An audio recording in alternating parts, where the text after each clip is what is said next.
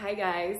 So today's video is about how to let go of your past, how to use forgiveness to finally let go of all those painful memories that are living inside of you, that are maybe replaying in your mind, that are keeping you from enjoying the present, from using your beautiful energy to create new things into your life, and also perhaps keeping certain things on replay, like you keep attracting the same thing because these memories are so prevalent and emotionally like if you feel them so emotional in your body. Okay, so let me just start off with the past doesn't exist anymore, only memories of it do.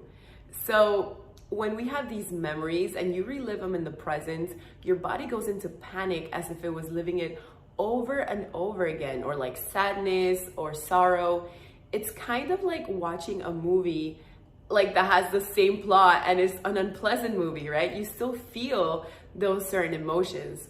So what I want to show you guys is how to let go of these memories so that you don't have to live in so much pain because they no longer exist.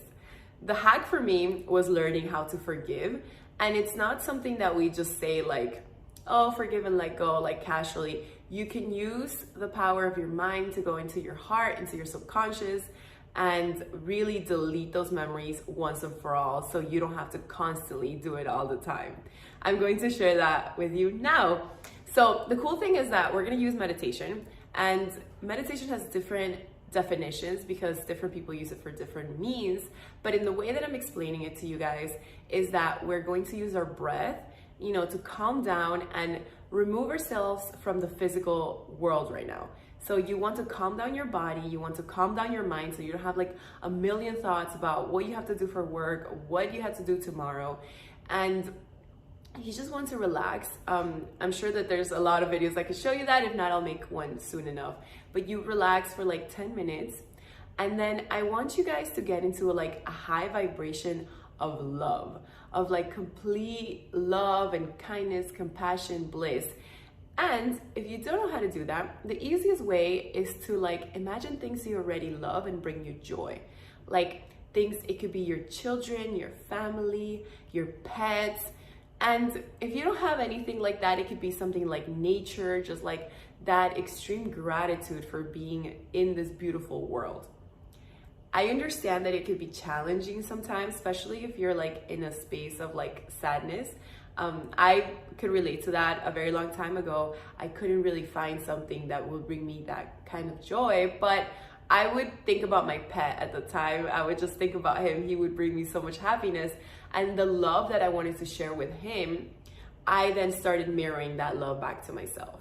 So whatever it is that you love, that that brings you this like happy glow, imagine it, and then also know that you are deserving of this love, of this peace. So like bring it into your body. Okay, the first thing we're gonna do if you have like a painful memory usually is to forgive ourselves. Usually we put a lot of blame and shame in any past experience, like we should have done this, I could have done that. And it's really silly because no, that was just there to teach you how to react next time. There's no way of going back into that in the physical world, but mentally you can just like love and give yourself compassion for acting in the way that you knew then. So what I want you guys to do, if you still have things that you blame yourself or bring yourself guilt over, I want you guys to visualize those images in your mind, like allow your imagination to take you there and just hug yourself and love yourself through that despair, like, and tell yourself, this is all you knew, this is all we were presented with at that time.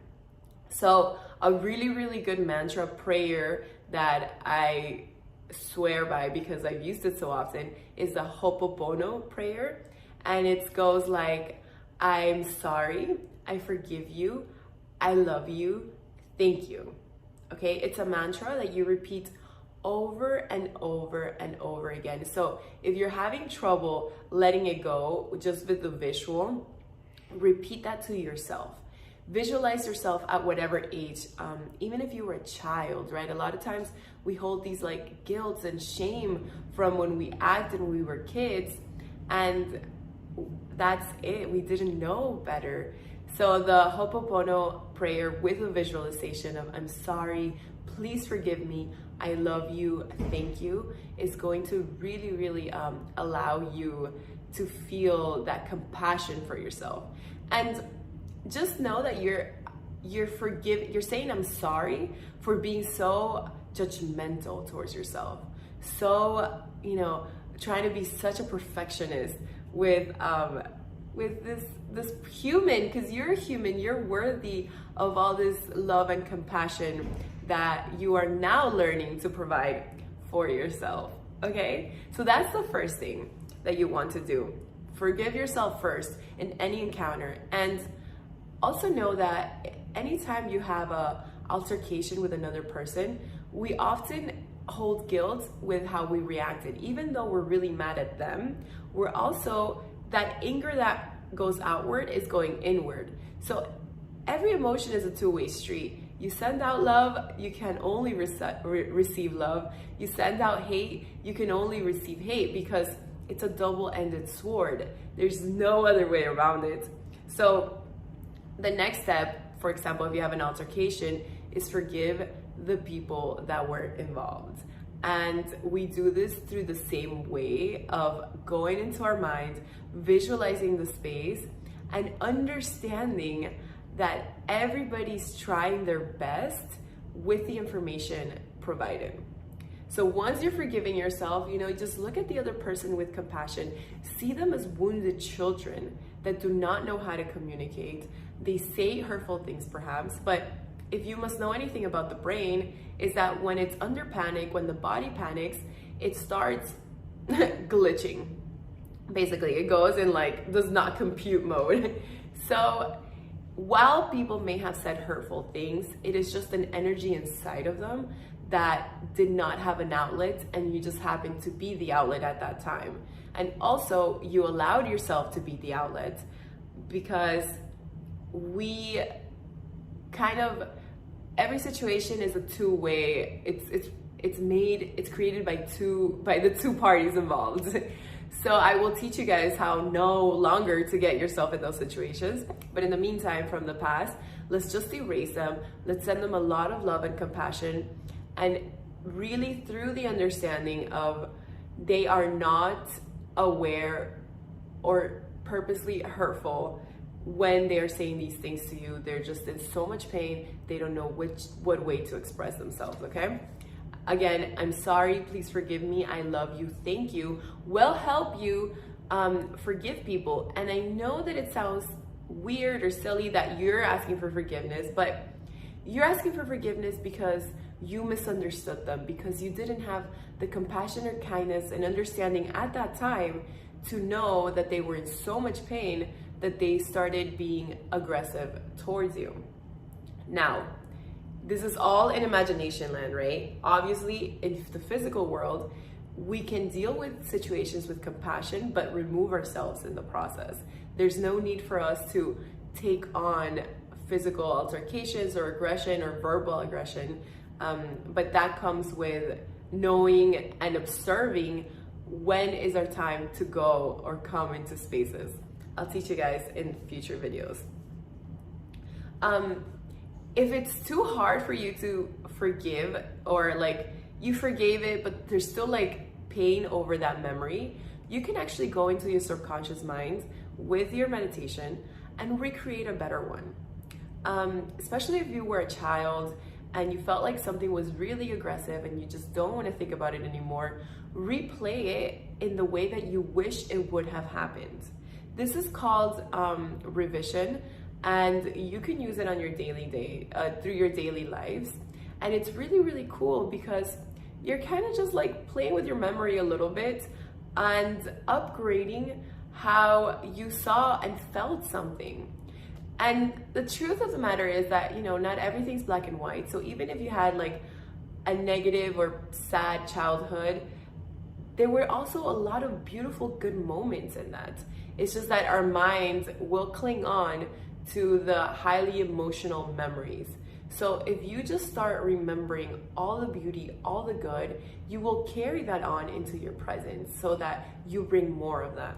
Remember, whatever you focus on, you're going to continuously attract. It's just the laws of the universe. So if you're continuously thinking about all the pain, how unfair things were, then you will continue to create those life circumstances. And even if you're not, even if your life starts getting better, you won't be able to see them because you're still going to feel like an underdog, like nothing is out to help you. Okay, guys? So through your meditation, you can create a new visual of like what you wish would have happened. You had amazing parents, even if you didn't.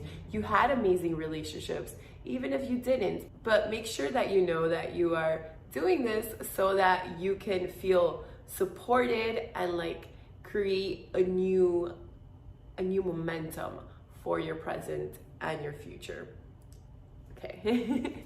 And the last thing I want to share with you is that you finally, once you finish your meditation, you can finally let it go. You release it. You send it so much love and gratitude. Gratitude will be the thing that will bring it into the present as if it already happened. So just releasing all this beautiful energy and, doing it some other times if you need to reinforce it. But just know that you finally released all this pain through the power of your heart and your love. And it works like magic. I say this a lot, but it truly does.